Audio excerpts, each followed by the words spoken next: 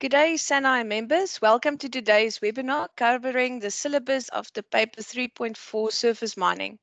Sanire is honored and thankful for Peter de Brugge and Des Mossop for voluntarily making time to prepare and host today's webinars.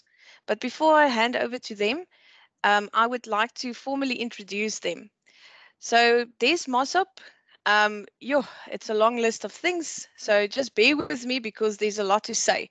He is a partner and principal engineering geologist at SRK Consulting, based in the Johannesburg office. He has been involved in the field of engineering geology as applied to open pits and underground massive mining operations and rock slope engineering for more than 25 years. His specializations include engineering geology, slope stability, open pit and underground massive mining geotechnics. Des has worked at all levels of the mining geotechnical discipline, starting after qualifying as a geotechnical assistant and graduate in training at the Thabazimbi Iron Mine in 1996, working on the open pits and underground cave mining operations there. So he moved into Palabora Mining Company in 2000 and was involved with the open pit underground block cave and ram scavenge operations, leaving PMC as geotechnical superintendent. Desmond joined Anglo American Platinum at Mogalakwena Mine in the late 2003 as chief rock engineer. We established the geotechnical department and implemented the first slope stability radar monitoring program outside of Australia. He moved to Anglo American corporate office in Joburg from 2009 to 2014 as principal rock engineer, providing corporate geotechnical oversight and insurance to Anglo American surface mining operations globally. Desmond joined SRK in Johannesburg in 2014 and was nominated as a partner at the end of 2018. Across his career, Des has worked internationally, servicing mining operations across multiple geographies in Africa, South America, North America, and Australia. His expertise covers multiple commodities, including iron ore, copper, platinum, and associated base metals, niobium, nickel, phosphates, coal, uranium, diamonds, manganese, zinc, and gold. And then Peter de Brugge, who is a corporate consultant at SRK, has been involved in engineering and rock stability for the past 30 years. And then, as most of you know, he's also the moderator of the Open Pit Paper 3.4 ticket. Apologies. His expertise with some of the projects examples include responsible for the engineering, geology, and slope stability aspects, mainly for open pit mining. Projects and activities include open pit slope design for large copper mines in Zambia and Zaire, and then diamond mines in Lesotho, Botswana, and South Africa. Slope design studies at Racing Uranium, open pit gold mines in Ghana, Mali, and Guinea, and then the iron ore mines at Sishen and Thabazimbi. Feasibility studies and slope design for conventional pits and strip mining operations, design of remedial measures, supervision and installation of rock reinforcement in open pit mining operations in order to maintain access in critical areas, as well as a number of civil engineering projects comprising rail and road cuttings. He's done a lot of work in rock mass classification studies, tunnel support assessment, and tunnel quality control of tunneling operations. So it's a mouthful, it's a lot of experience today. So enjoy the webinar. And again, thank you so much to Peter and Desmond for making the time today to take us through the syllabus of paper 3.4. And I just want to say, we're going to allow you to ask questions at the end of the webinar. So please, if you have questions, you can post it in the comment box, and then if the time allows, we will then take some questions at the end of it. So Desmond and Peter, I'll hand over to you at this point. Thank you so much.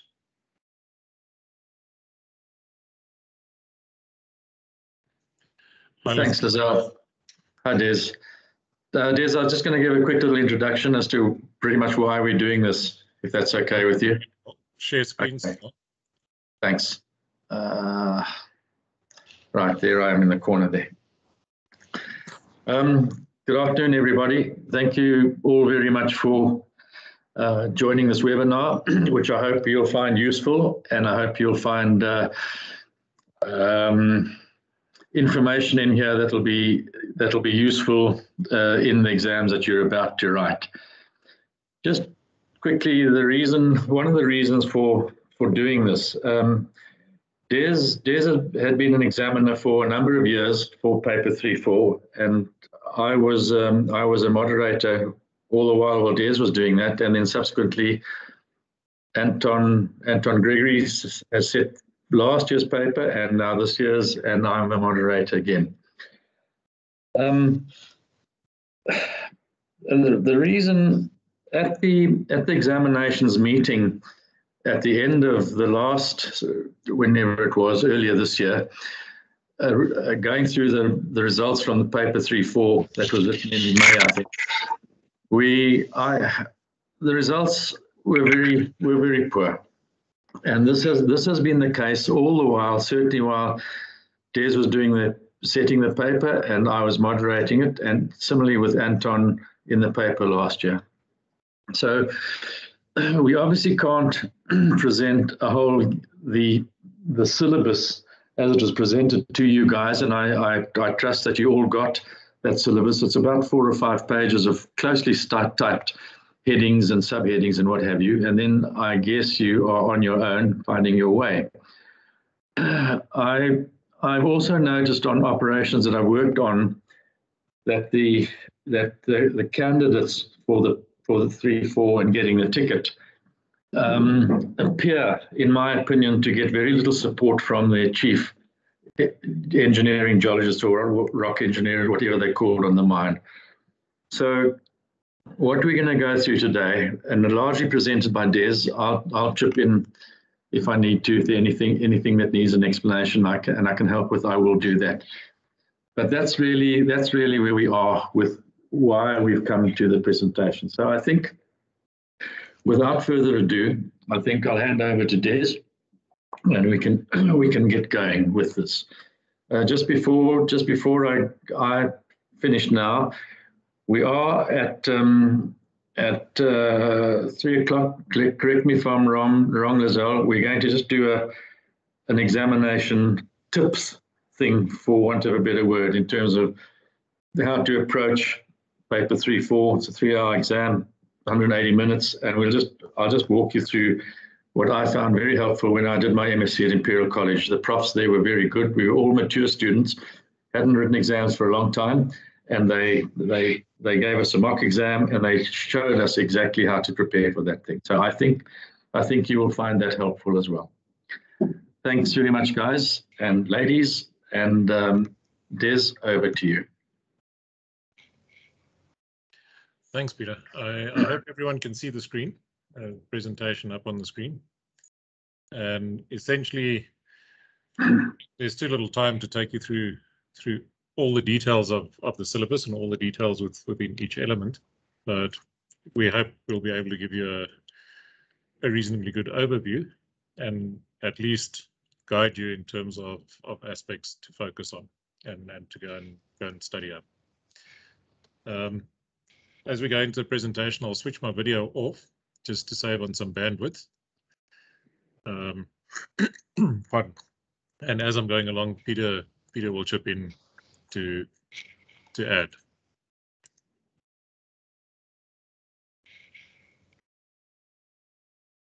Okay, so the first thing is there are some texts out there that you all need to know about, and in particular those top 5 guidelines manuals from the large open pit study group, guidelines for open pit slope design, guidelines for evaluating water and pit slope stability, guidelines for mine waste dump and stockpile design, guidelines for open pit slope design in weak rocks, and guidelines for slope performance monitoring are very important books.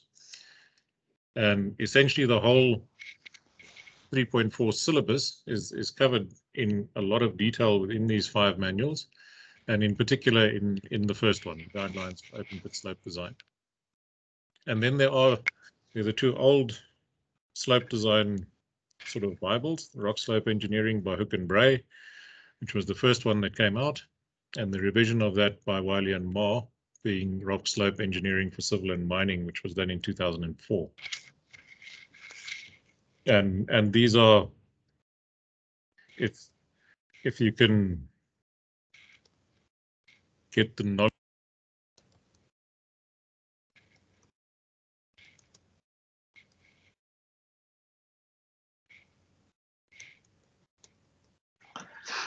We lost you for a sec there, Des.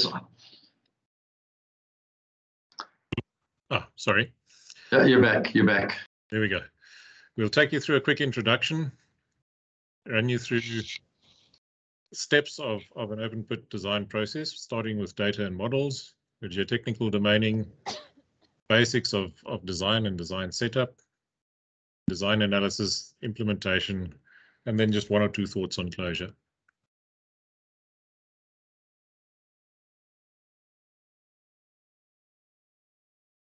Yeah, and in terms of why we need these guidelines, why we need a clear strategy for slope design, you can see in the top left corner there is pretty similar to the kind of geotechnical data we often receive. Engineering design, though, wants precise answers. And quite often the difference between failure and success is how you handle that data that you've received. There's an obvious safety imperative. If we get slope designs wrong, people and equipment are at risk. And then there's the economic imperative, where in our experience, just loading out failed material will cost you 2 to 6 times the normal cost of waste loading, depending on the specific geology you're in, the rock mass you're looking at, the fragmentation within the failure muck pile, and things like that, the height of the failure muck pile. And that excludes the cost of slope remediation that might still need to be done, the value of stellarized ore, the cost of production stoppage as a result of the slope failure. So you can see there's a huge economic imperative. In terms of the process that we follow generally these days, we follow the process that's defined in those guidelines for open pit slope design, published by CSIRO in 2009. And that runs through those 5 basic steps that I was taking you through. In terms of the data and models, really what you're talking about is the inputs and the constituents of the geotechnical model. And that consists of a whole lot of things. Firstly, to get that data, you're obviously busy with field observation. You're collecting data in the field, you're doing face mapping, you're drilling, doing core logging, you're sampling and testing. You're doing both field and laboratory tests. And all of that builds up into the geological model, the structural model, the rock mass model, and the hydrogeology model, which are the 4 constituent models that make up your geotechnical model. Under the geology model, you're looking at the main lithological contacts. You're looking at weathering profiles, alteration surfaces, or alteration zones, the actual geomorphology of the site. In situ stresses, natural seismicity. We'll get onto mining-induced seismicity later. And all of this data is preferably georeferenced and available in 3D space. And importantly, we're not talking about the grade block model here. Or the resource block model. We're talking about the actual solids model. So the wireframes of the lithologies. The structural model, you're looking at major, intermediate, and minor structures or fabric. In particular, bedding and foliation. The tectonic history of the site, so which structures came first, which structures are cut off by later structures. The actual structural environment, is it a sheared environment? Is it a whole lot of fault blocks that are sitting together there? Is it a folded environment, etc.? And again, you want those as wireframe, at least wireframe surfaces, preferably wireframe solids, and georeferenced in 3D. Your rock mass model, we all like to think of rock mass block models. There's a lot more to it than that. You're considering whether you're working in a hard or a soft rock environment. You're looking at intact strength. You're looking at discontinuity strength or strength of structures. You're looking at directional strength and isotropy. You're looking at the particular weathering type and clay content within those structures. So the infilling in the structure, how weathered is it, what type of clay content is sitting in there, as well as within your rock mass itself, and particularly in the oxidized profile. The rock mass ratings and classification, you're looking at scale effects, and you're looking at results from back analyses and your laboratory strength testing. The hydrogeology model, the obvious thing, you're looking at the groundwater. You also are looking at rainfall, runoff from that rainfall, typical surface water management, where your phreatic surface is sitting, whether it's compartmentalized or perched. You're looking at transient water from infiltration from that rainfall, resultant pore pressures, porosity and transmissivity. We've spoken about the infiltration and recharge, direction of flow and flow rates. And of course, all in all, your groundwater problem and the influence of groundwater on your slopes is really a problem of relative stress.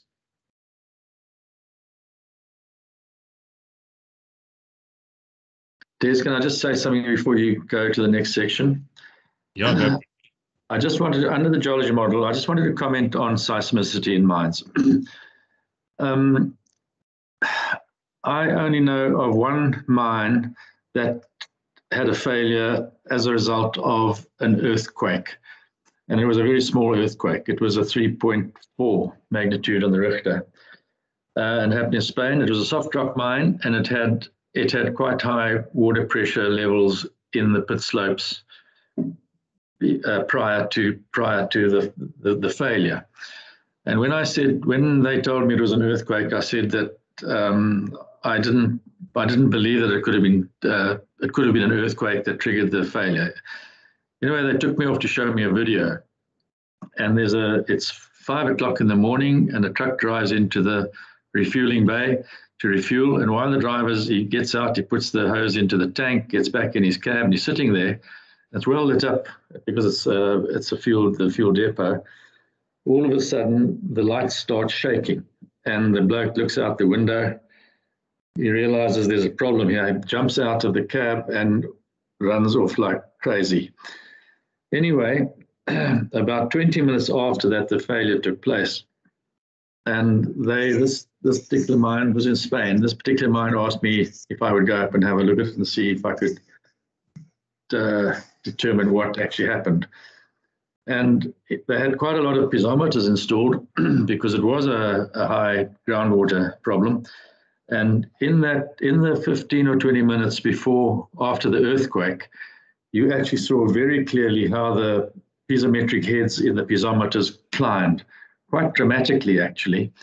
And they obviously reach a point where the factor of safety reduces to 1, and down came the slope. So, and that's the only seismic event that I know that has caused a failure in the pit slope.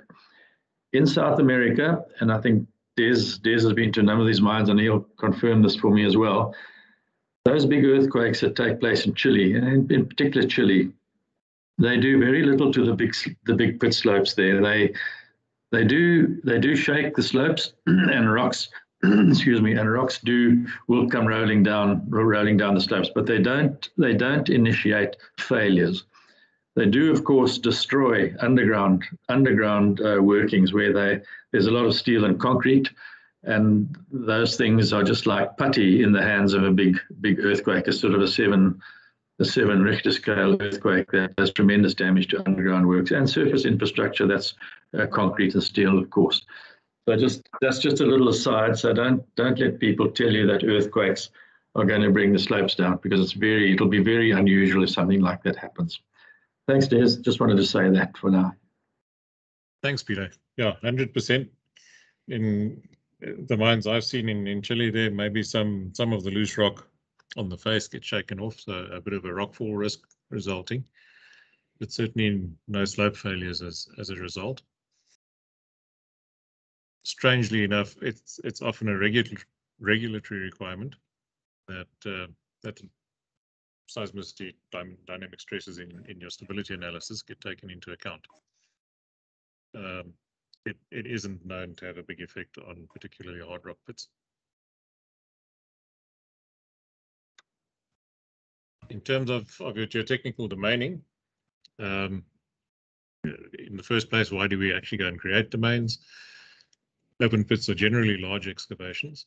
They cover extensive areas and may contain multiple geological units and structural features.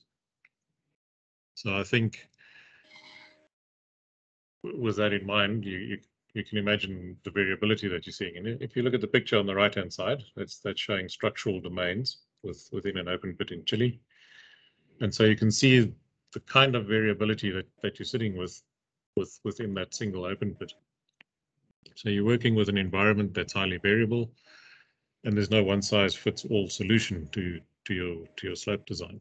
So you go and divide it up into areas with similar properties, and you do your slope design within each of those domains.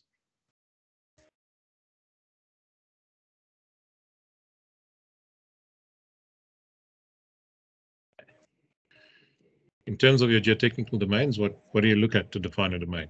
You start with a structure. So you generally start by defining your structural domains. And again, on the right-hand side there, you can see a structural map of Chuquicamata pit in Chile, Chuquicamata mine, and the resulting structural domain model from all of that mapping that was done. You look at similar geology, so similar lithological units. You go and look at the actual rock mass characteristics, material characteristics. So you're looking at your rock mass ratings, strength properties, weathering and alteration, and you're looking at the slope orientation versus the structural orientations. And so you're looking at the kinematics of the slope.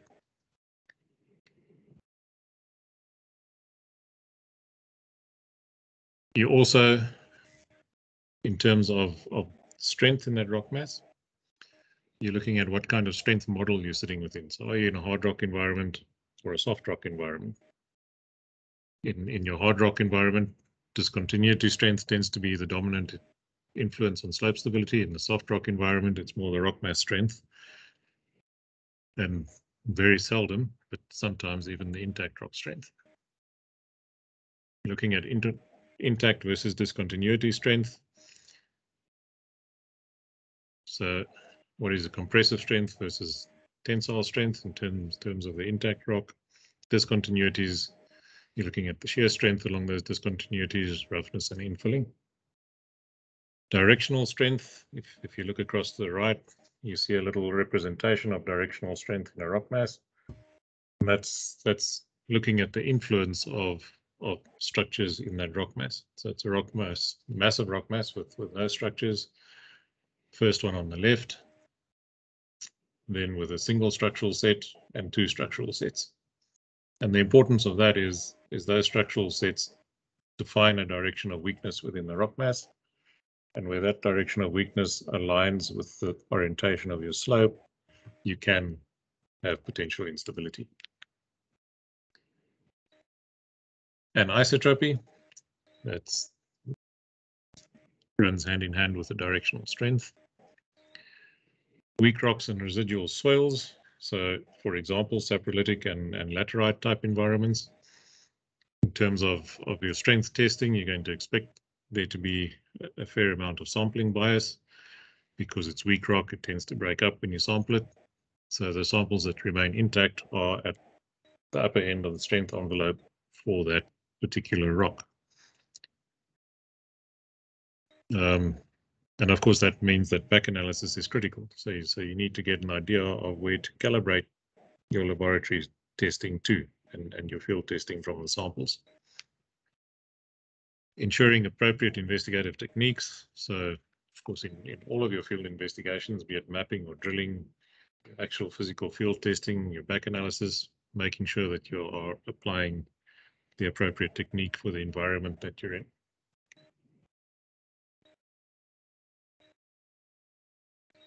Of course, you need to go and define your actual failure mechanisms, of which you've got the 4 basic mechanisms that we all know: planar, wedge, toppling, and circular.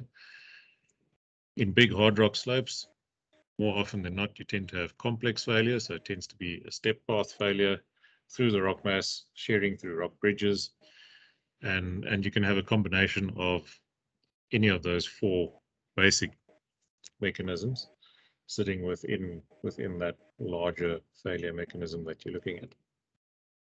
You're looking at stresses, so your regional in situ stresses, the influence that those stresses have had on the tectonic environment, and you of course are looking at mining induced stresses.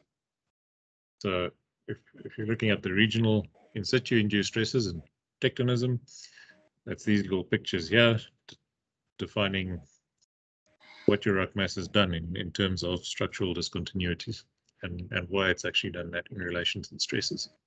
In terms of mining induced stresses, here's a nice little example showing an underground mine developed out of the base of an open pit, the influence that underground development is having on the slope in terms of some tensile cracking opening up, some shearing happening along the plane down at the bottom here.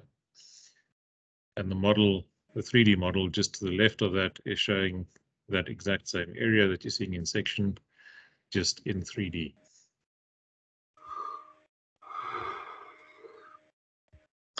Des, can I pop in again there quickly? Go for it, Peter. Just go back one slide quickly, Des. What I wanted to say is that really what the geotechnical model tells you is you know your geology, you know your structural geology, you know how strong the rock masses and the discontinuities are, and you know what the groundwater is doing in your geotechnical model. The most important thing, in my opinion, and has been for a long time, is that it's the identification of the failure mode. How is, from all the data you gather, and in the hard rock mines, it's largely structural control. And is it going to be plain failure? Is it going to be wedge? Circular failures are unlikely in hard rock mines, but toppling, so planar, wedge, and toppling, and combinations of the 3 are all applicable in hard rock mines. In the softer rocks, and I'm talking about the saprolites, the saprolites in places like Zambia, the DRC, and West Africa. And West Africa, I'm talking about Mali, Ghana, Sierra Leone, Guinea, Senegal. Those sorts of countries there all have saprolites, and you really can't cut stable angles in those saprolites at certainly not more than 30 odd degrees.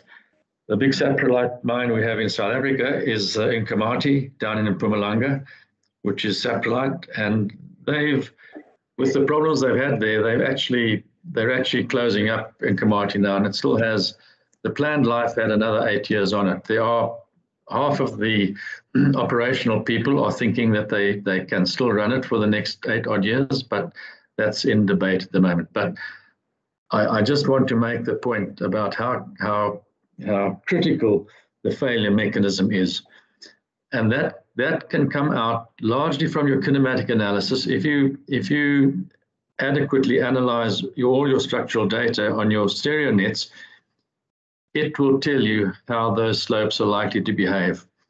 So it's just from my point of view a very, very important factor that you have to have in the back of your mind all the time when you're looking at your slopes.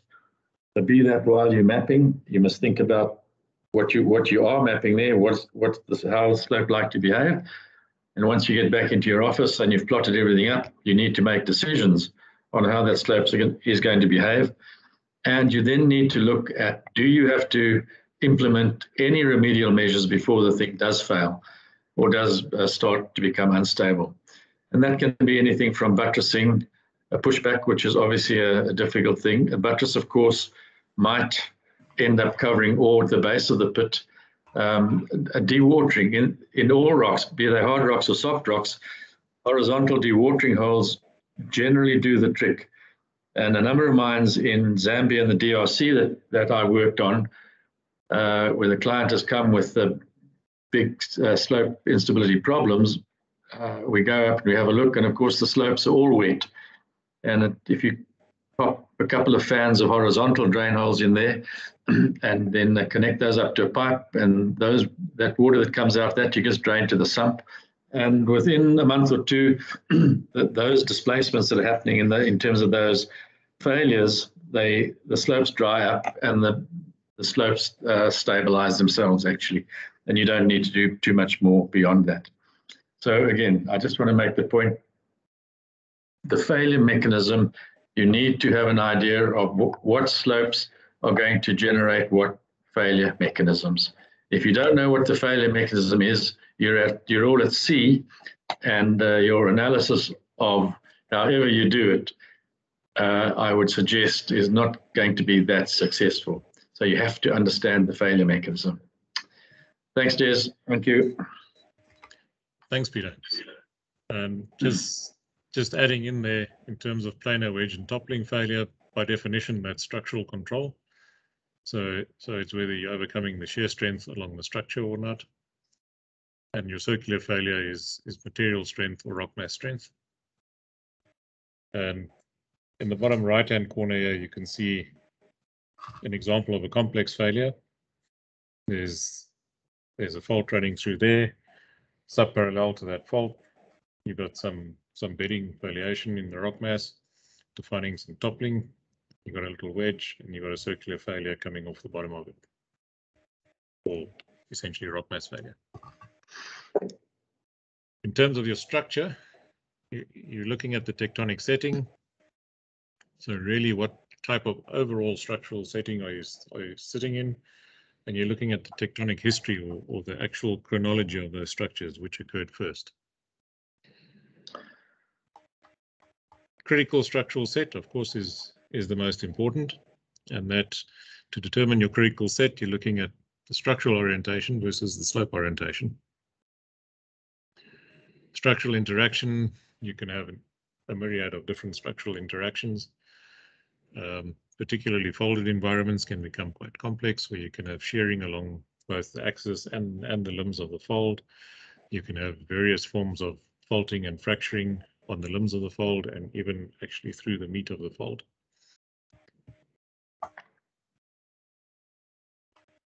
Interaction from the structure to the slope. Are those structures subvertical to the slope? And at what angle? All the way through to subhorizontal with the slope? Are they subparallel to the slope? Are they making acute or oblique angles with the slope? At which point does that structure or the failure defined by that structure, potential failure defined by it, become self-supporting? And of course, what is the influence on your failure modes? And to the right-hand side here, you can see a couple of examples. And you can imagine on picture A and B, the difference between these two environments if you were to go and excavate a pit running through the middle of these two pictures. Bottom right-hand side is a typical bit of domaining, looking at slope orientation versus the structural orientation. And that's generally just done on stereo nets.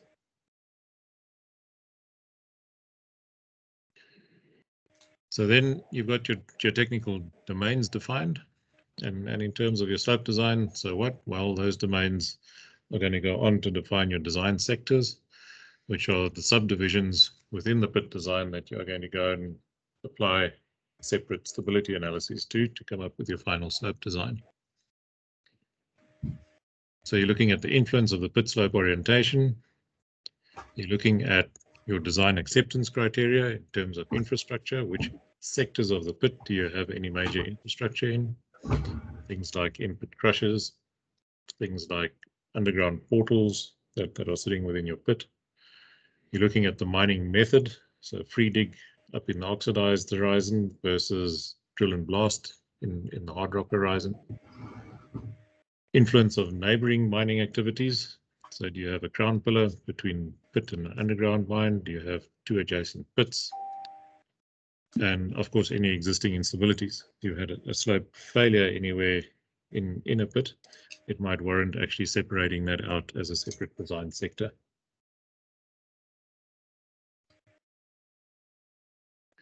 In terms of your design, it's important to know where you're going. And we'll start off with just a bit of terminology. I'm not going to go through this in any detail. I'm sure you have access to the presentation from Lizelle. One important thing here is when these diagrams were created, it was referred to as bench width. Generally today, that's referred to as a berm width, and that's for your catchment berms, which is your main source of rockfall management in the pit. Importantly, when you're running your design analysis, it's the crest to toe angle that defines the stability of the slope, while when you're reporting to your mine planning engineers, they're looking for toe to toe or crest to crest angle. And there you can see the toe to toe angle. And that's generally how we're going to define the interim slopes. Overall slopes, crest to toe, we'll be running from the crest up there down to the final toe of the pit.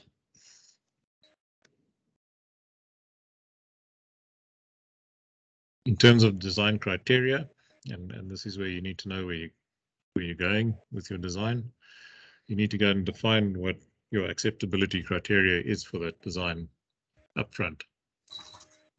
And the most basic thing to look at is factor of safety, which is very simple. It's the capacity of the system over the demand of the system, or resisting forces over driving forces. You can go a step further and look at probability of failure, which is the statistical probability that you have a factor of safety of below 1. So that comes from a whole lot of factor of safety analyses put together, looking at the distribution and seeing which part of that distribution is below 1. Varying levels of acceptance. So depending on what the kind of infrastructure you have in that slope, the life of the slope, the physical purpose of the slope, you'll have different acceptability criteria. In an open pit where there's no infrastructure, you typically look at factors of safety of 1.2 to 1.3 on an inter-ramp slope, and a factor of safety of sort of 10 to 15. We have critical infrastructure like crushers, portals, a single ramp access that you can't do without. You might up that to a factor of safety of 1.5 or a probability of failure less than 5%. Then once you're getting quite advanced, and it's really only mines that have sufficient data and sufficient maturity to do this, you can start looking at the actual consequences of an instability or a failure event. You can go and quantify that in terms of applying a risk-based approach, where you're looking at the safety impact as well as the economic impact. And that economic impact might include things like societal views or your license to operate, legislative requirements, etc. And an example of that is straight across on the right-hand side, which is a risk-based slope design process that was defined by Oscar Stefan and by Peter.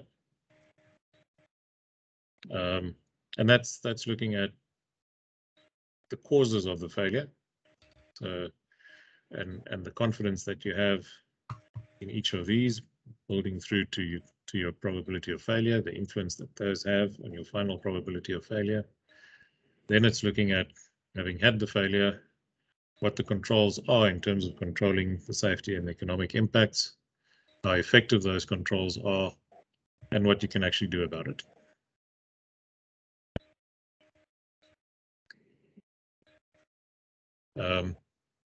Top right is the generally accepted guidelines in terms of acceptability criteria for a design, which for an overall slope, we tend to always settle on it being a high risk if the slope fails. So you're looking at a factor of safety of 1.3 to 1.5, probability of failure of 5% or less. In terms of inter-ramp slopes, we tend to settle in the moderate to high area, which is 1.2 to 1.3 again, and 10 to 20% probability. And then, of course, at bench scale, you can accept a lot more risk.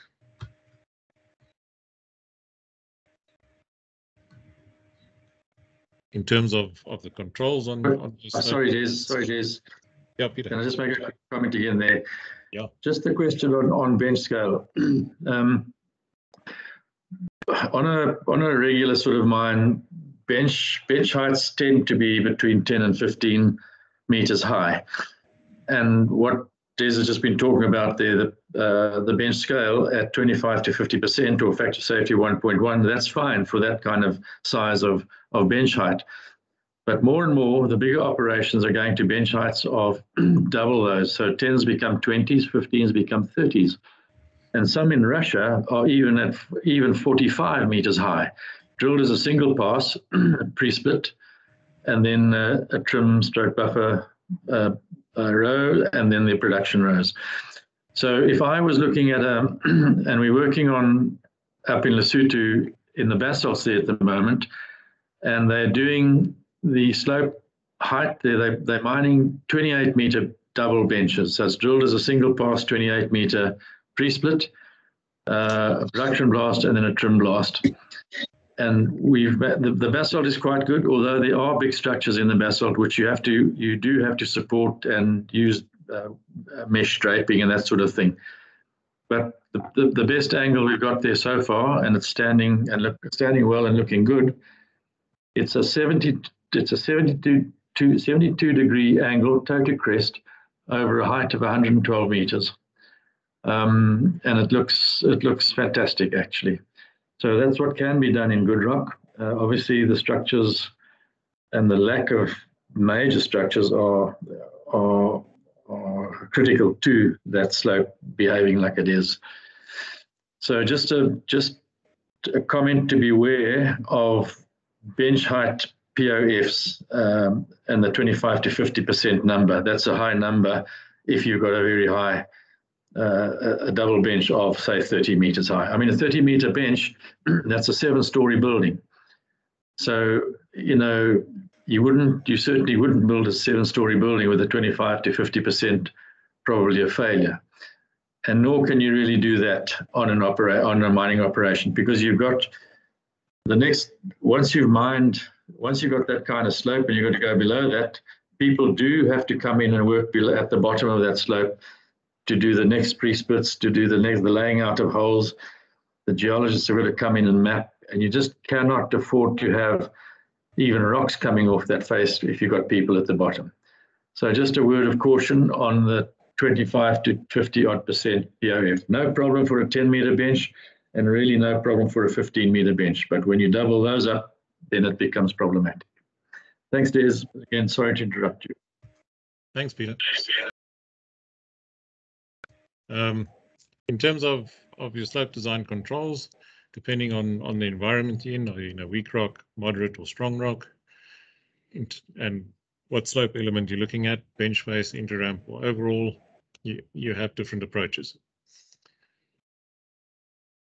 The one change to this diagram is, of course, depending on the environment you're looking at,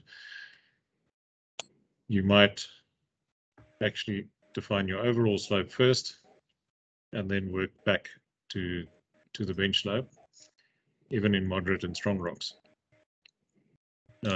Typically, weak rocks, less susceptible to wall orientation and less major structures are present. You start by assessing the overall slope. You fit the bench configuration to the overall ramp slopes. Bench height and angle are controlled by the rock mass strength. Multiple benching is unlikely because you are in weak rock, and water pressures tend to play a major role in what you can achieve in terms of your slope design. Right on the opposite end of the scale, you definitely have to go and domain your pit. That's the sectorization that they're talking about here. Structural control, there's a structural control even on bench face angles, so right down to bench scale. Catchment design is generally looking at the anticipated failure quantity and run out on rockfall, but there may be regulatory minimums that you have to apply. So there may be a regulatory impediment to how steep you can actually mine your slope. Bench heights controlled by equipment. The how high can the equipment reach in terms of cleaning the face and loading out the resulting mud pile. And multiple benching is quite often possible. So you can double, and in some cases even triple bench.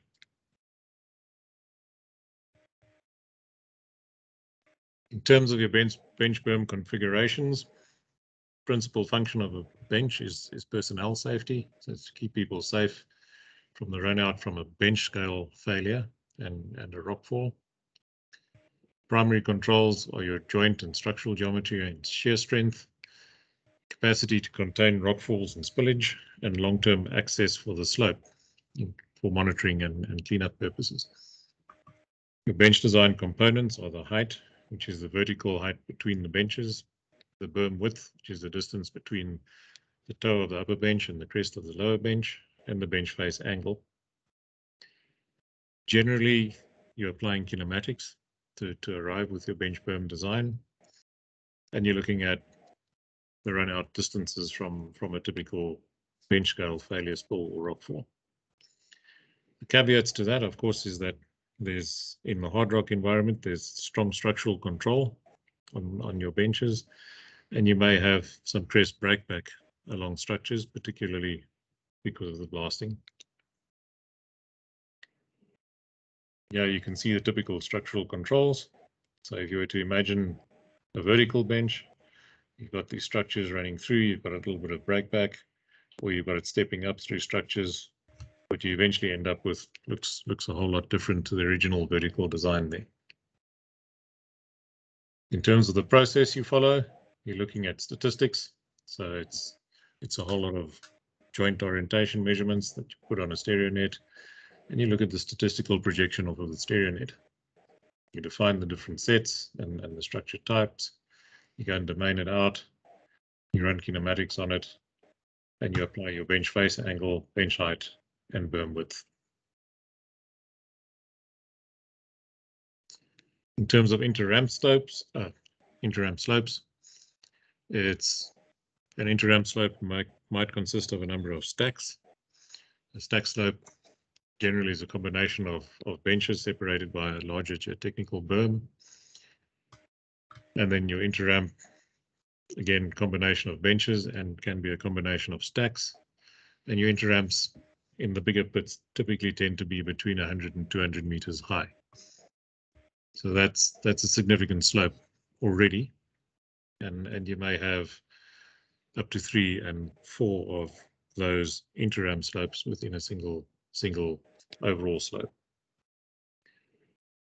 You're looking at slope decoupling. What is decoupling?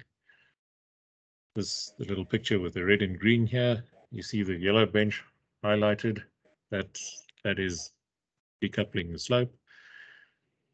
This is from a Rio Tinto pit in Australia. And the red area was the high-risk area in terms of instability. Green area was where they were producing. So they simply decoupled, took a step out to separate the high and the low-risk areas. You can also use that slope decoupling to control the stresses in your slope. So obviously, as the pit gets deeper, stresses in the slope become higher and higher, and the decoupling can be a good way to manage those stresses. You're looking at your failure mechanics on an inter-ramp scale, generally complex failure mechanisms. And you're looking at the consequence of those failures, which of course on an inter-ramp scale, because it's larger than bench scale, the consequences are more severe. And you're looking at how you can control rockfall on that inter-ramp slope.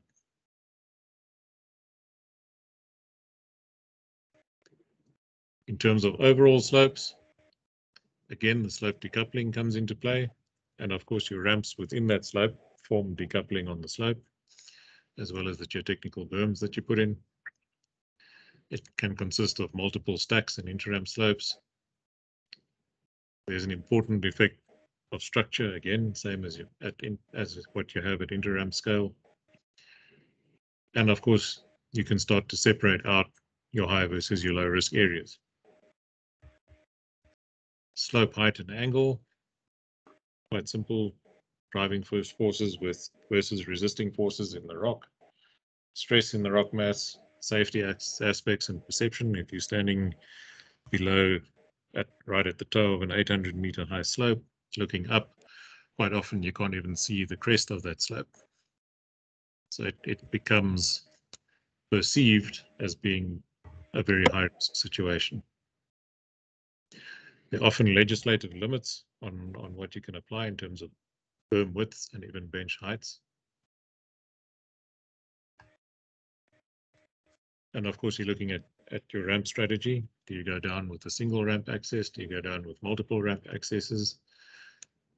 And of course, your overall slope is one of the main economic value levers for any open pit design because it controls the stripping ratio.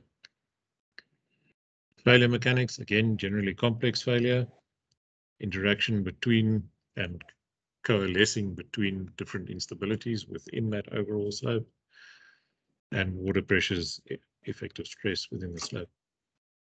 Consequences, again, can be high. It can result in mine closure, although that hasn't happened a lot. And of course, in terms of your risk management, you have to consider that you're in a mining environment, so there's a lot of awareness of that risk. There's a lot of exposure control that you can apply. And your ultimate goal is to limit the risk. Bottom right-hand corner here is an example of overall slope failure, and that's actually the biggest slope failure to date, which occurred at Bingham Canyon in 2013. And then this little flat slope analysis sitting just above that is really just trying to show that a lot of people tend to think that a slope failure initiates at the top of the slope where they see the tension crack, and because the tension crack is visible, that's the obvious sign of instability. Truth is, by the time you've seen the tension crack, your slope is already in failure. It's already destabilized because the failure initiates at the toe of the slope because it's driven by the stresses in the slope, which are highest at the toe.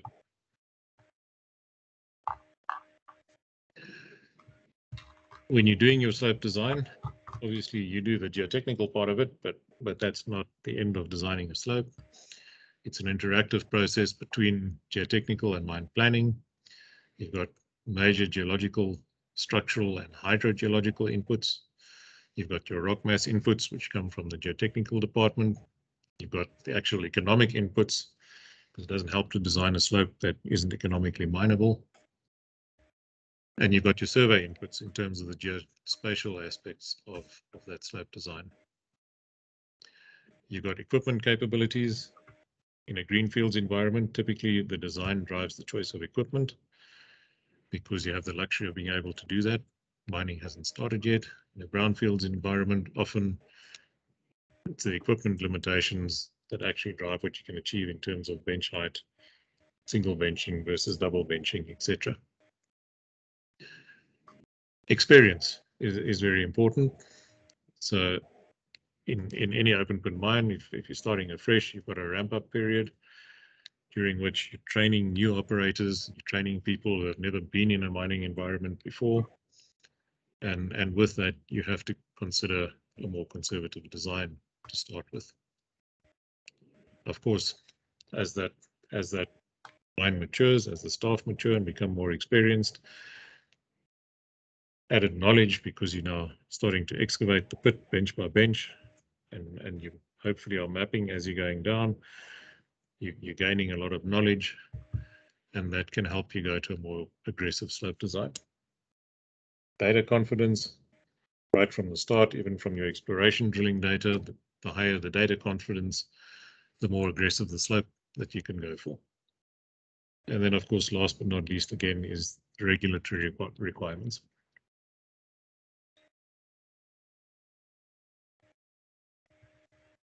Just quickly, the graph up at the top here is just giving you an idea of data confidence.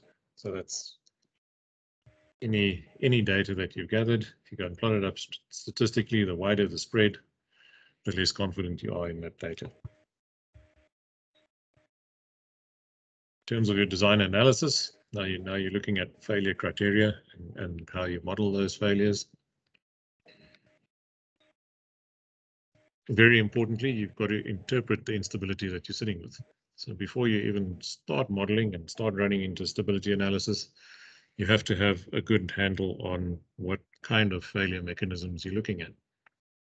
So what are your rock mass controls, intact rock strength, discontinuity strength, directional strength?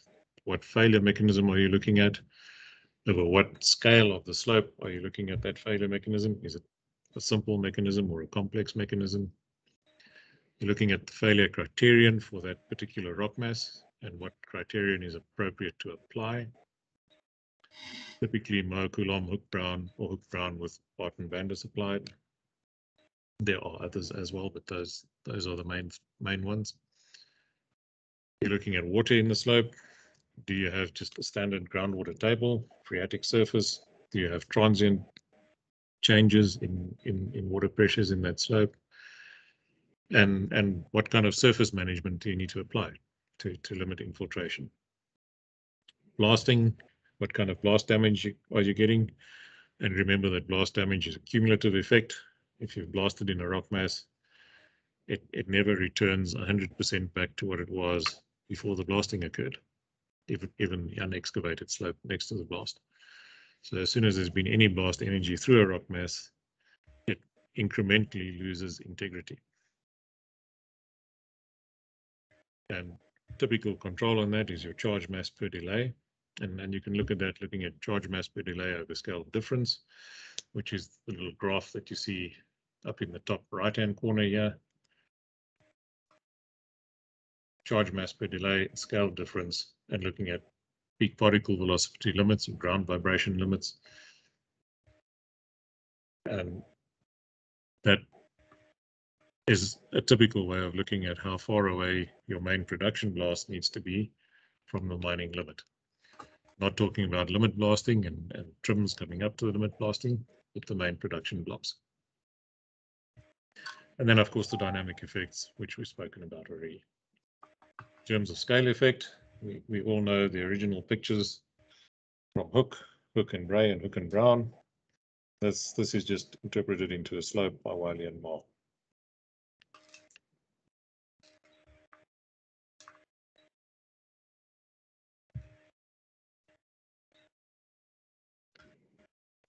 And in terms of the inputs into your actual design analysis, you're looking at structure, rock mass, groundwater, in situ stress, blast damage. So in terms of structure, you're looking at major, intermediate, and fabric scale structure. You're looking at the orientation of that structure. You're looking at the strengths of the structural defects. In terms of your rock mass, you're looking at intact strength, discontinuity strength, and the reliability of your test data. So do you apply the lab data without any adjustment, or do you have to actually go and apply some adjustments to that lab data? And in terms of that, you're looking at the sampling bias, you're looking at scale effect, and you're looking at how those samples have actually broken in the lab. Groundwater, are you just applying a phreatic surface? So are you saying that you have a phreatic surface at level X and everything below that is saturated? Or are you applying an actual pore pressure grid and varying the pore pressures through your slope? Are you looking at transient water, and how do you actually define that transient water in your analysis? Do you just define it by applying a variable RU, for instance? In situ stresses, so what is your regional stress, and what are your main stress directions? Sigma 1, 2, and 3. And just to help give an idea of the influence that the regional stresses can have on your slope. Those regional stresses are what determine your tectonic environment. So the structures that you actually got in your pit and the orientation of those structures versus your pit. And of course, calculating the stress on a plane.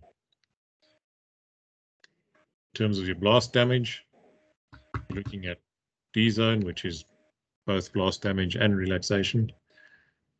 And what is your damage mechanism from that blasting? And the little sketch on the right-hand side here is just showing you typical blast hole layout, your area of crushing immediately around the blast hole, then the area in where you're getting fracturing happening, shock wave progressing, and that shock wave drives high pressure gases into fractures and into pre-existing structures, and your tensile fracturing that runs out at distance away from the blast. In terms of the modeling, are you modeling a partial slope or an overall slope? So partial slopes being stacks and inter-ramps, or particular high-risk areas of a slope, particular high-risk sections. You're making sure that you're applying the appropriate level of detail in terms of your rock mass, including structure and lithology.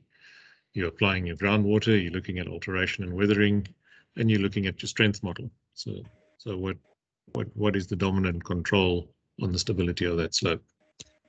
And across to the right, you can see an example of an analysis including both partial and overall slope. Down the bottom here is overall slope.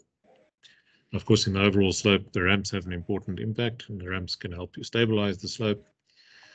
They also, when you're running your slope design, you come up with the maximum angle that the rock mass can handle. The mine planner goes and puts ramps in that, and you end up with a much shallower slope. And that's part of the iterative process in terms of designing between geotechnical and mine planning. So the economic impact of the slope angle that you're looking at, are you shallowing out to where it is simply no longer economic to mine the deposit anymore? Are you actually creating value by mining a steeper slope? Appropriate level of detail, again, in your rock mass. Rock mass inputs into the model, including structure and lithology, groundwater, alteration, weathering, and your strength model. In terms of your actual analysis, you can start with empirical design charts. For example, the wedge stability charts and charts that look at rock mass characteristics, such as the Haynes and Tebrugge chart. And that you typically go and apply to give yourself just pretty much a conceptual idea of what kind of slope can be handled within that rock mass, particularly when you're looking at a larger scale. Final designs, you would typically go to some sort of analysis method, be it limit equilibrium or numerical. In terms of the limit equilibrium methods, things like slide, slope W, etc., and you're looking at the method of slices. You're making sure that you're applying the correct actual calculation method within your analysis, Janbu, GLE, Bishop, etc. You're making sure that that's suited to the problem that you're looking at. Each of them have their own limitations. You've got to go and make sure that you're using the right one, preferably the right combination of two or three of them. Always start simple. So start with no failure limits applied. Then go and have a look at what is happening, where your slope is wanting to fail, and start focusing in. Limitations of your limit equilibrium analysis. It's a fairly simple methodology. It looks at fairly simple failure surfaces in terms of the failure mechanics, and it doesn't really take stresses into account. Advantages is relatively quick and easy, and it's easy to test sensitivities in. Then you go on to your numerical methods, which are basically methods of modeling the stress-strain behavior of the slope. We have continuum methods like flat slope, flat 3D, finite element methods, RS2, RS3, distinct element methods, UDEC and 3DEC, and boundary element methods like map 3D. They're quite time-consuming, tends to be complex modeling, especially when you're going through to 3D modeling. They all have their own limitations. The FLAC is generally limited in how much jointing it can represent. RS2, RS3, your finite element methods have a big advantage in terms of applying jointing and an isotropy in the model. Your distinct element methods are essentially based on modeling the joints. And your boundary element methods are based on modeling defined blocks with the strength at the boundary of those blocks. Fit for purpose, so know the limitations of each, know the advantages of each, know why you're applying what you're applying to the problem that you're looking at, and always start simple and build complexity into the model as your understanding progresses. Unfortunately, we can't go into a lot of detail on this. That would be a few weeks worth of course all on its own. Stepping through to your final slope designs, importantly, it's an iterative process. So Geotech is providing slope design parameters. Those go through to mine planning, go and build a practical pit design, which they pass back to Geotech to validate in terms of stability. And you may go through a number of iterations of revising that before you actually have your final slope design. Risk assessment on that, this is where ALOP comes in, as low as reasonably practicable. And that in its simplest form is done by applying risk matrices. So a whole bunch of likelihood and consequence categories that you can go and put your design into. That's quite a coarse method of looking at it. I hope everyone knows the definition of risk, likelihood times consequence. Also then look at likelihood, which is the probability of the event happening multiplied by the exposure of that event or exposure to that event. Inherent versus residual risk. So your slope design, as you design it, has an inherent risk, which is based on your stability analysis and the probability of failure that comes out of that, derived from your rock mass model, versus residual risk, where you're going and applying mitigations and seeing what your risk is after the application of those mitigations. So inherent risk in a slope, generally a geological environment, structure, rock mass. Residual risk can actually include water, because you can go and depressurize that slope. You can monitor the slope, manage exposure, you can mitigate rockfall. You've got your standard operating procedures, ground control management plans, codes of practice, corporate and external oversight and assurance, etc. In terms of the principle of ALOP is looking at the frequency of an event over the number of those events that can occur.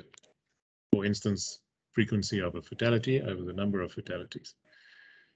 And typical design levels for civil, mining, and other designs around the world. You have a level of risk that is intolerable, and you have a level of risk that is negligible, so not likely to occur. And between those two is the ALOP region. So that's the region that we like to try and optimize designs within. And in essence, the definition of ALOP is that it's an acceptable level of risk that cannot be mitigated further without those mitigation efforts and costs being completely disproportionate to the benefit that you get from applying them.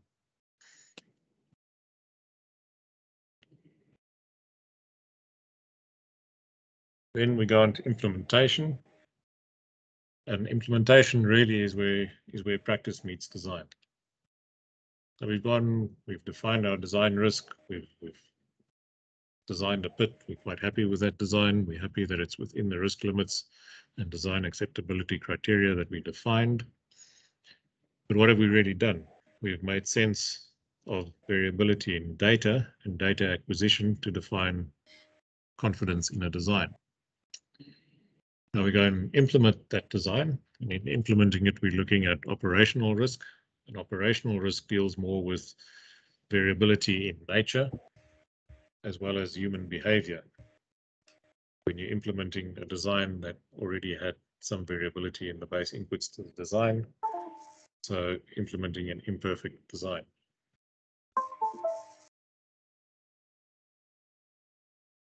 And how do we go about doing that and controlling the risk in terms of implementation? Well, we can reconcile design to actual. So we look at our design slope versus the surveyed as-built slope. We look at bench positions, so how well have we achieved the planned design line. We look at bench faces, actual versus design face angles, the condition of the face, what kind of face damage have you got, rockfall risk ratings. We look at the berm width, so how much catchment capacity is there, as opposed to the catchment capacity that was in your design, which is controlled by the crest breakback and hard toes that you might have, or how well you've simply done the bench cleanup. Slope angles, impact of rockfall risks. So if you haven't maintained your slope angle, you may actually be sitting at a higher rockfall risk than what you're designed to. You're looking at that at an overall interramp and stack scale. And if you're not achieving those slope angles at an interramp overall or stack scale, you have a potential impact on your mineable reserves. So you might end up actually shallowing your pit out and not achieving all of the planned mining. So not achieving your investment proposal. You can go and reconcile your geotechnical risk. So you did your design, you had a specific design profile associated with that, and you can compare that to your actual risk profile.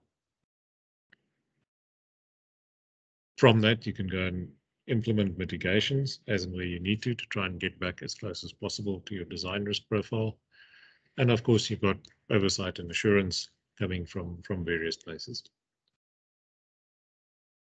On the right here is a typical design versus actual reconciliation. You can see in section here the design pit versus the actual pit, and you can see by how much the actual pit is missing the design. This is design risk profile, and you can go and overlay your actual risk profile there. In terms of managing your operational risks, we tend to follow a tiered approach. So we identify the hazards, we assess the risks, we look at primary and strategic controls for those risks, we look at the actual efficacy of our design. So are you actually capable of achieving the design, or was there something wrong with the design in the first place? We look at engineered risk mitigations, and then in the very final form, if nothing else is working, you go and revise your entire design. So what influences your implementation? Firstly, blasting. So you've got your blast damage mechanisms, compressive tensile damage. You've got your shock wave, high pressure gases coming from that blast. And remember that this is a cumulative effect running through your rock mass. Design elements, charge mass per delay, burden and spacing on your blast holes, stemming within the blast hole, initiation, timing, direction of initiation, explosives type, powder factor, and the distribution of those explosives within the blast hole. Good limit blasting practice, pre-split buffers and trims. You end up with nice clean faces, and it limits the energy propagating back into the unexcavated rock mass. So good limit blasting is not only about managing rockfall safety, it's also about managing your actual slope stability by limiting the amount of blast energy that's impacting on the unexcavated rock mass. And that comes back to remembering that blasting is a cumulative effect. So the blasting, every time you blast, slightly weakens the rock mass, never returns back to normal. And as soon as that cumulative effect has overcome the shear strength in your rock mass, it's likely to induce failure. How do we assess how well we're blasting? On production blasts, we can go and look at the fragmentation, how well it loads, and what our loading and hauling efficiencies are. In terms of limit blasts, we go and do face assessments. So we look at whether or not there's any face damage. We go and count how many half barrels there are from the pre-split, and in terms of the bench height, how much of the bench is actually covered by those half barrels. We look at crest breakback and things like that. Continuous improvement. We take all of those inspections we've done, we have a look at them. We look at the design parameters for each blast versus the rock mass parameters in those blasts and the results of that blast. And we use that to inform future blast designs in similar rock mass. In terms of how we do that, here's an example of a good face assessment. This is from an Anglo-American mine in Chile. we go and implement what we call a drill and blast audit trail or audit process with, importantly, distinct handovers from one department to the next. So from load and haul, who have done the cleanup, to drilling, drill the holes, to blasting, go and charge those holes and blast. And we can easily, by implementing proper QA/QC and judicious design, move from a poor implementation to a good implementation in a very short space of time.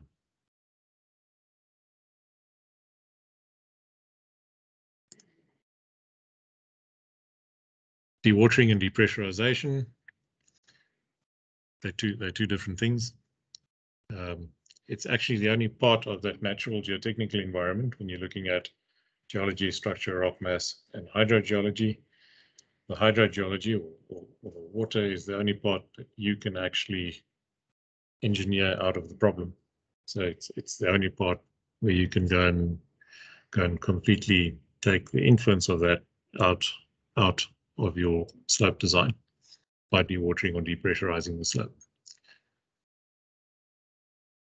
Seldom that we can completely take it out, but we can take it out in variable degrees. Dewatering, you're looking at lowering of the groundwater table, taking your phreatic surface, you're lowering it to below the pit. Sometimes that's possible, sometimes not. Depressurization, you're relieving excess pore pressure. So you are improving the effective stress in the slope. When you're dewatering or depressurizing, it in hard rock is often structurally controlled. So we look at primary, secondary, and tertiary structures and water flow on those structures. And that's what these diagrams to the right are showing you. We look at whether we've got compartmentalized water, which is the bottom right-hand diagram, and we look at how we can effectively dewater or depressurize that, which is the bottom diagram. You could add vertical pumping wells in there as well. Surface water management and the importance of surface water management is the better your surface water management, the less infiltration you get within the area of the pit, and it aims to reduce the transient water effects on the slope.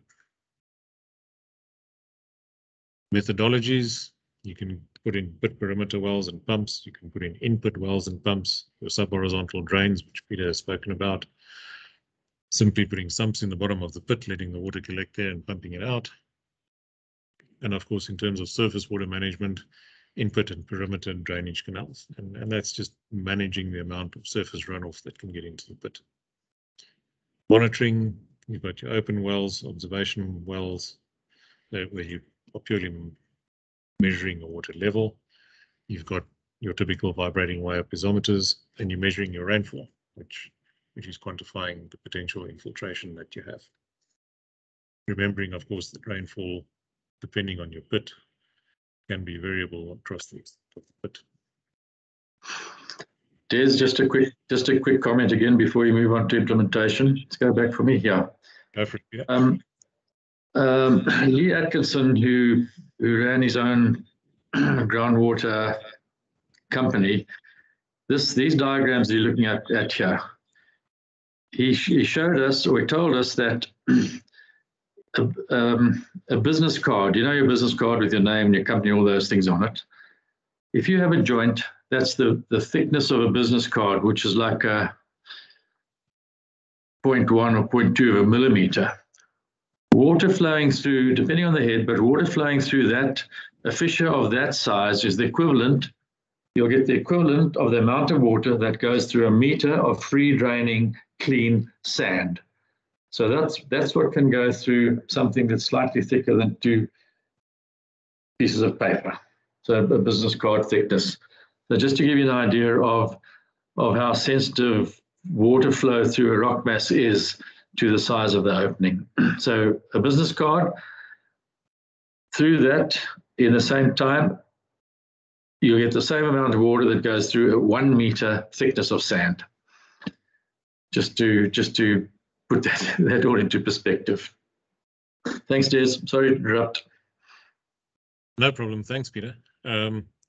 Just the same Lee Atkinson, when it comes to dewatering and depressurizing slopes, had at what he termed the three most important aspects of dewatering and depressurization, which was number 1, time, number 2, time, and number 3, time. It does take a lot of time to effectively depressurize a slope. So the earlier you start with your depressurization, the better.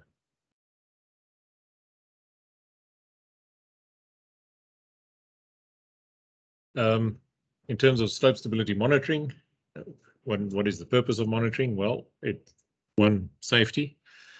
That's the obvious purpose. So managing personnel and equipment exposure to slope stability risks. But the one that we tend to forget about quite often is that it's also there to reconcile your slope design and be able to run back analyses on the actual performance of your slope versus the expected design performance. Surface types of monitoring, you've got surface versus subsurface monitoring. So the surface monitoring systems tend to be reactive. You are measuring a ground deformation that is occurring at surface, which is the last place that it occurs. However, they can be applied proactively in terms of managing the resultant safety risk. Typical examples of that would be the radar systems. And you've got your subsurface monitoring systems, which are measuring deformation deeper down within the rock mass and tend to be more proactive in terms of actual ground deformation. Monitoring methods, you've got satellite and terrestrial radar, you've got laser scanners, survey prisms, your robotic survey prism measurement systems, you've got GPS systems, track meters, wireline extensometers, etc. That's all surface monitoring. Tilt meters even can be applied. Subsurface monitoring, you're looking at borehole extensometers, inclinometers, time domain reflectometry cables, TDRs, microseismic monitoring, and of course, don't forget your piezometers. In terms of setting up your monitoring system, important to always consider aerial coverage versus point coverage. So your survey prism, for instance, is giving you good point coverage and it's giving you raw 3-dimensional data measurement at that point. Your laser scanners and radar scanners are giving you very good aerial coverage, but in essence, it's a 2D scan that can then be post-processed into 3D, but it's a 2D scan in the direction of the scanner in its raw form. You must make sure that you understand your failure mechanism, that the monitoring system that you're applying is well suited to the failure mechanism that you're looking at. So are you expecting brittle failure, in which case you have less warning? Perhaps the radar systems are more suited. Were you expecting failure happening in increments over a time period? Your survey monitoring system might be sufficient. You might not need systems like the radars. Important in the Mines Health and Safety Act, effective ground deformation monitoring is a regulatory requirement. In section 17.7c, it states that the employer must ensure that where ground movement as a result of mining operations poses a significant risk, an effective ground movement monitoring system is in place. And then on the right-hand side here, we've just got an example of a generic slope stability monitoring strategy for an open pit. And below that is a general geotechnical implementation strategy, just showing you really where the monitoring fits into the overall picture. Important in these is that it follows a typical tiered risk management approach. So if you're imagining the sort of Swiss cheese model, where you've got slices of cheese with holes in them, you're trying to make sure that none of those holes ever line up. In terms of your overall geotechnical implementation program, the first thing you're looking to do is understand the problem. Second thing you're looking to do is define the problem. How do you manage that problem? And how do you inform decision making in terms of your mine design and mine planning? Then in terms of closure, just a couple of thoughts. When you're looking at a mine design from inception through to closure, it really is a multidisciplinary exercise. So you're looking at all of your disciplines, implementation being mining operations, geology, hydrogeology, geotechnical, mine planning, and survey and resource. And your inputs into it, aside from the design, once you're implementing, are coming from measurement and reconciliation. So you can only define a problem when you can measure that problem. Then, in terms of a responsible mining implementation, you can look at your pillars of sustainability. So really, something needs to be bearable, safe and equitable, and viable for it to be sustainable. And geotechnical and survey and general mining technical inputs are some of the main value enablers across that cycle. And so they're critical facilitators of responsible mining practice through to closure. And the importance of that internal cycle is looking at closure right from inception. So from when you design the mine, you have to start designing for closure. In terms of geotechnical aspects, ongoing stability of the slope. It's, for instance, the flooding of the excavation. It's looking at a slope failure might actually release mineral elements into the system that you don't want there, that could result in acid drainage and things like that. So there is an ongoing aspect to your geotechnical implementation, even after the mining has finished. And that's it from me. I don't know if you have anything to add there, Peter. Yeah, I just wanted to go back to your monitoring slide, Des. Just a quick, have I got 2 or 3 minutes, Lizelle? Yes, we have. Thank you. Just on the top slide, bottom right-hand corner, just to the left of the red column, evacuation and emergency response plans triggered with associated accountabilities. I just want to give you just a little story about this thing and how tragic it was.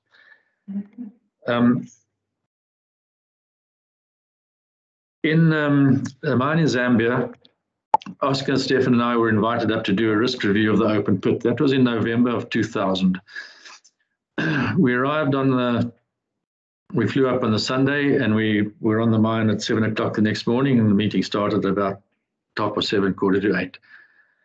And because it was a risk review of the open pit, the first thing that we asked to see was, we said we wanted to see, did they have an evacuation procedure? They said, yes, they did. We said, can we see it? They said, absolutely. And they sent a young mining engineer off to go and find this document. Well, we never saw the mining engineer again, and we never saw the document in the week that we were there. And we asked for it almost every morning. We said we hadn't received it, but nothing pitched up. In April, that was in November of 2000.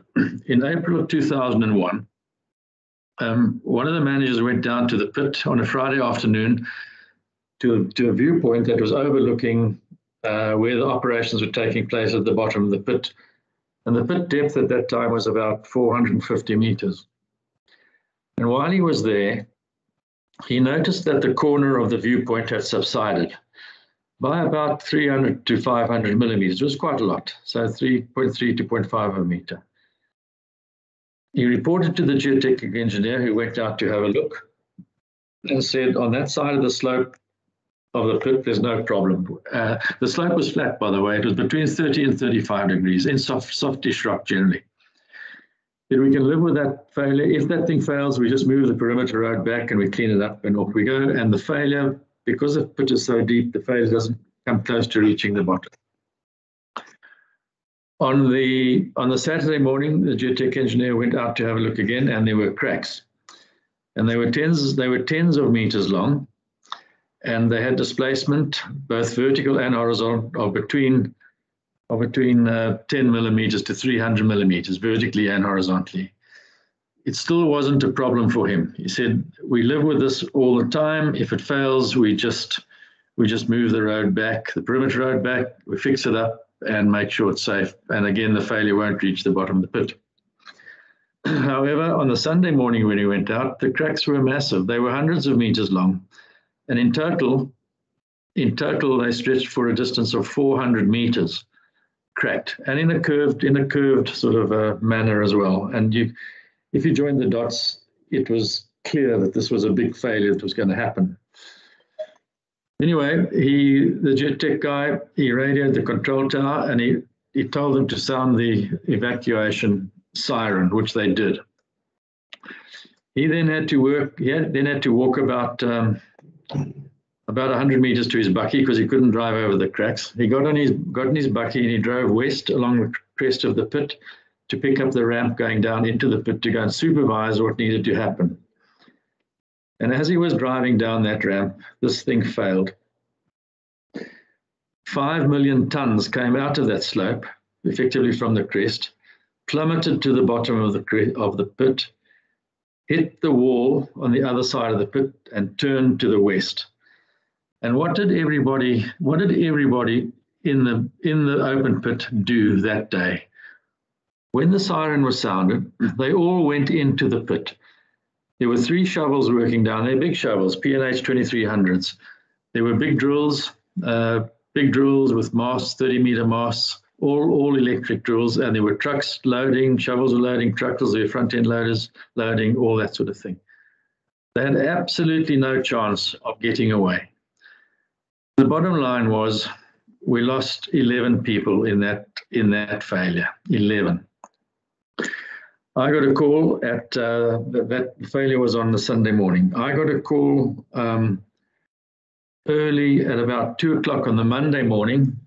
One of the they couldn't get hold of me from the mine for some reason or other, but some guy had phoned his wife in Canada, and she phoned me to tell me about this disaster. Anyway, Dr. Stefan and I went up on the Monday morning first thing. We were there at lunchtime, and after a meeting, we went.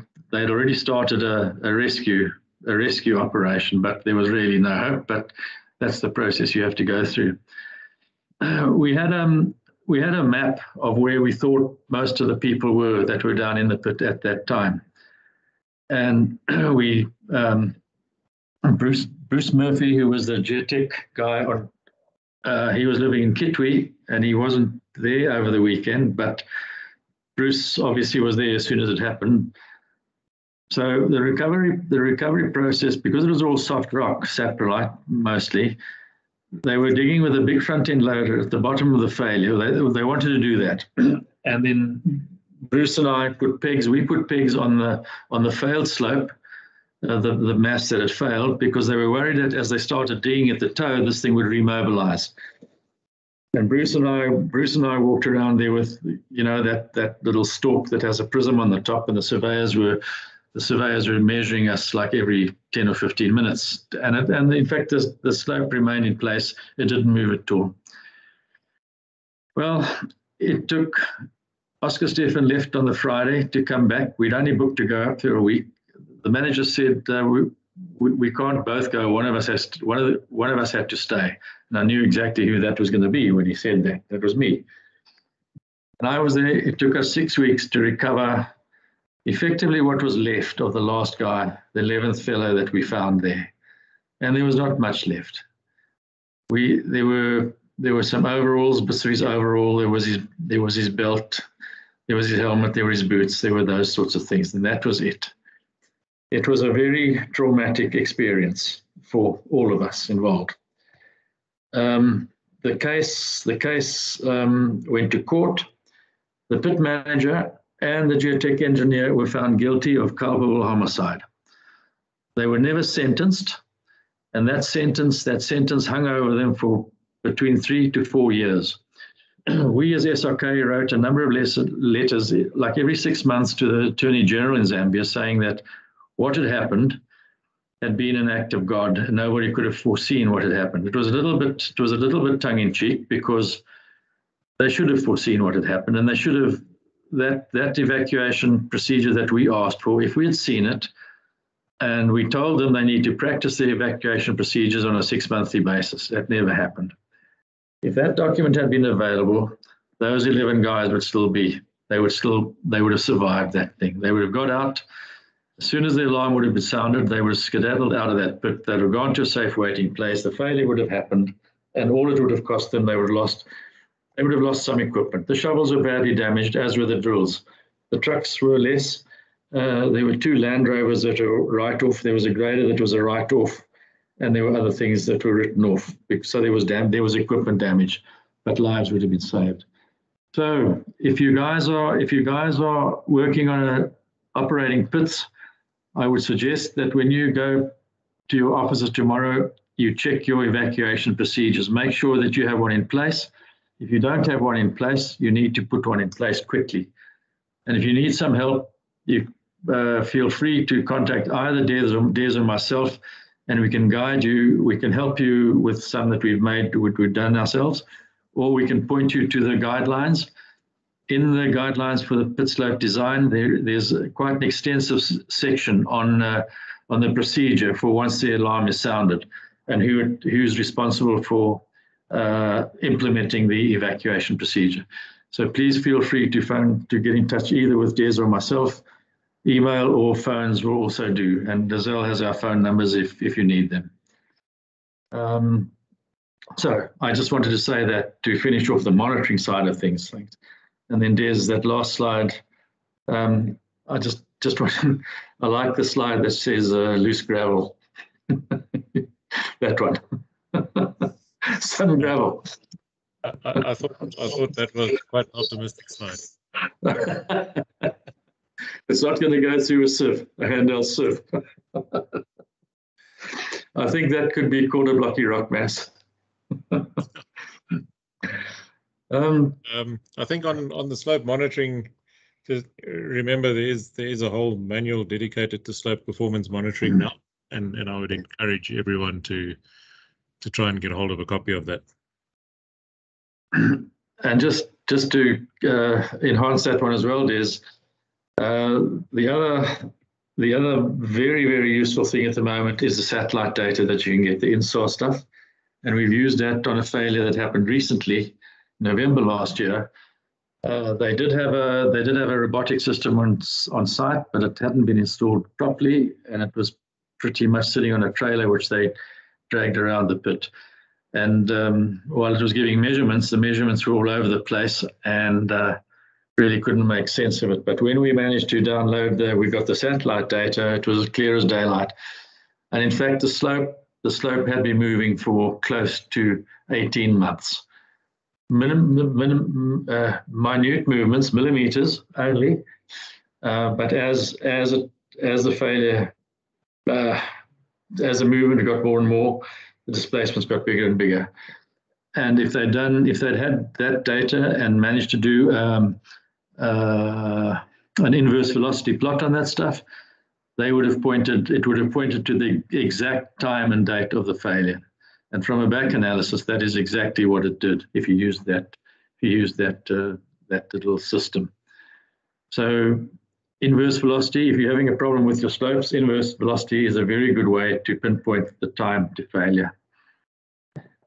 We've used it on a number of big failures, the Big Tabazimbi failure. And I can't remember the size of that. How many tons was that? There's 150 million tons. I can't remember exactly. It was very big. It was very big. It's the second biggest one after Bingham Canyon so far. That's right. It was about that number. And it pinpointed the time of failure almost to the hour. And it gave us, once we knew it was on its way, all the equipment was moved out. The miners wanted to continue mining, but eventually we persuaded the general manager to make sure they all removed themselves. And on the day, I think our predicted time was like about 1 o'clock on a Saturday morning, and it failed at about 3 or 4 o'clock on the Saturday morning. Massive failure.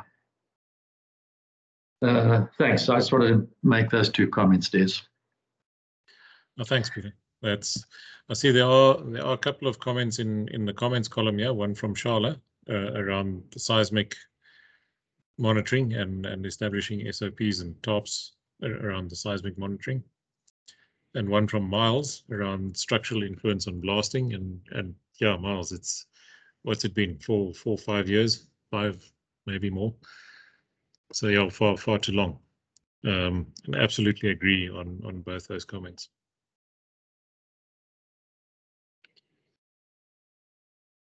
Is there anyone with any questions?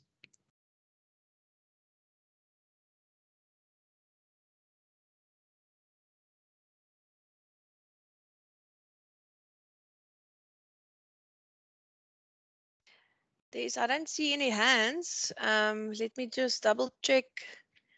Yeah. I think if there are no more questions, I think we can wrap up the session. Thank you so much, Des and Peter, for taking us through paper 3.4 syllabus. I think it is definitely value adding. If I remember correctly, you did say I can make this presentation available on the Sanire website. We have also made a recording, which we'll just post on the same link. So if you want to, during the studies, if you want to just refer back to something, that would be available to you. Yeah, and thank you so much for this, for hosting us and volunteering to do this. And it's always good to have people out there that's sharing the knowledge and the wisdom and the years of experience. It's nice to listen to all the stories of all the mines you've worked at and all the experiences that you've had. Yeah, I still don't see any hands, so I think with that we could probably wrap up the session. I would just like to remind everybody that at 3 o'clock we are going to start the next webinar regarding the examination protocols. So you are welcome to join in. It is on a different link. So if you have not sent an email to Mbali to receive that link and you are interested to join on that particular webinar, you can still email her, then she can forward you that link. So any last words, Peter and Desmond, before we wrap up the session? No, other than thank you for having us.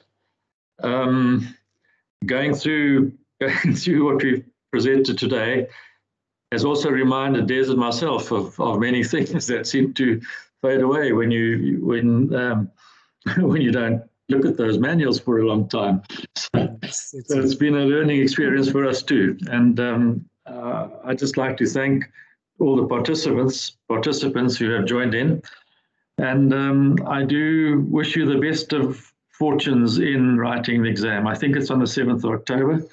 So you've got, I think I counted, I think you have 8 or 9 days between now and then. And I would recommend you work your way through what we've given you today, and I'm sure you'll find them helpful, both in come exam time and going into the future. And yeah, we look forward to meeting you all when you're the chief rock engineers on open pits in and around the world, never mind South Africa. So yeah, best of luck to you all. And Lizelle, thank you. And to Mbali for putting the whole thing together for us. We do appreciate the admin that goes into that. These things don't just happen. So thank you very much from your side, Lizelle and Mbali. Thanks a lot. And we'll speak to you at 3 o'clock. Yes, thank you so much. Good, pleasure.